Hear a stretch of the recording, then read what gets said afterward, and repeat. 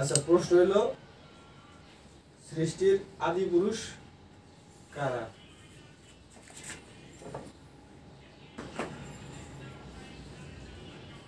মনু ও শতরূপা নাকি অন্য কেউ?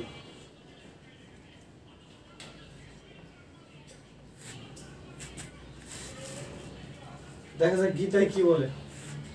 গীতার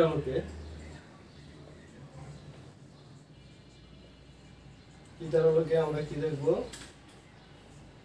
সৃষ্টির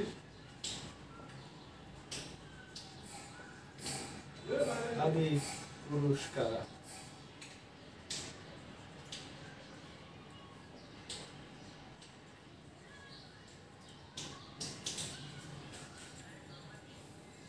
শ্লোক নম্বর 10 অধ্যায়ের 6 নম্বর শ্লোক।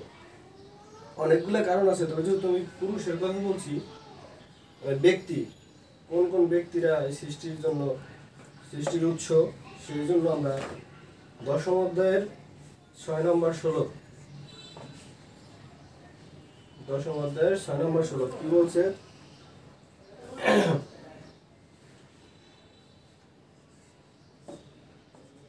প্রথম হইল সপ্ত মহর্ষি।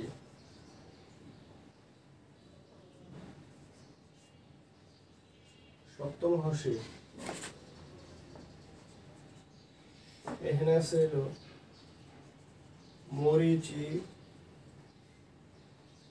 অঙ্গিরা, অত্রি, পুলস্ত,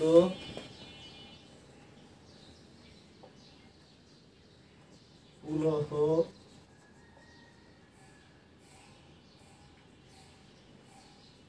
ক্রতু, বৈশিষ্ট্য আর মতান্তরে ভিগু। এই সপ্ত মহর্ষি।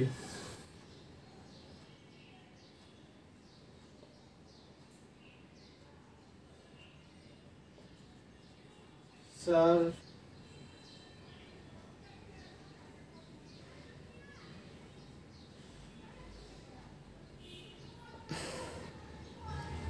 চারজন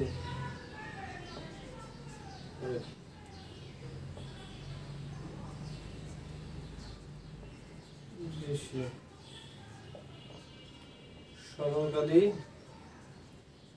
সনক, সনন্দ,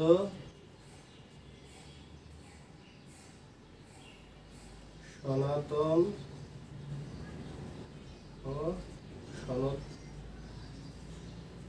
কুমার।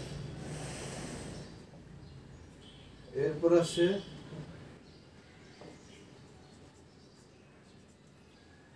চতুর্দশ মনু।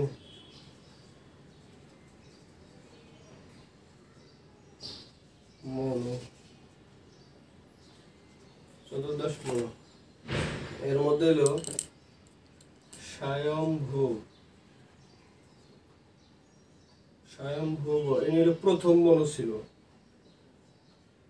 সারচিস। এইভাবে সপ্তম মনু হইল বৈবস্বত।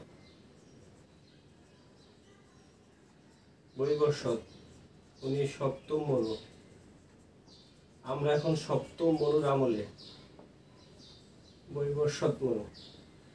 আর এই বৈবস্বতের পিতা হইল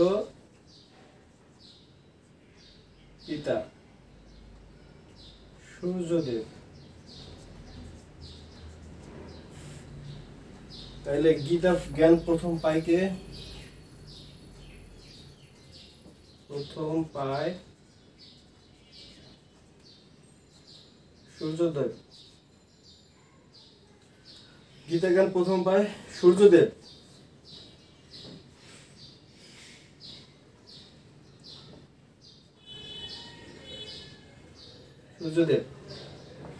মানে বৈবস্বতের পিতা। এরপর সূর্যদেব তার পুত্র বৈবস্বত মনুকে বলে এরপর ভবিষ্যৎ মনু কার কাকে শিখায়? ইক্ষা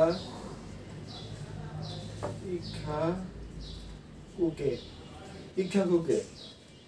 তার মানে প্রথমে সূর্যদেব, তারপরে তার পুত্র বৈবস্বত মনু, এরপরে ইক্ষাকু।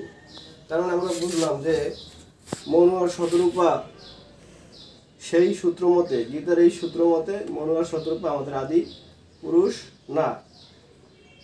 আদি পুরুষ অনেকেই, সপ্ত মহর্ষি, 4 জন ঋষি, সনকাদি, সনন্দ, সনাতন, সনত কুমার এবং চতুর্দশ মনু। প্রথম মনু ছিল স্বয়ম্ভু মনু, ঠিক আছে। এখন আমরা বৈবস্বত মনুর আমল আর এই মন্বন্তর, এই মনু, একজন মনু আসে একটা মন্বন্তরে 4 যোগ কালি নেই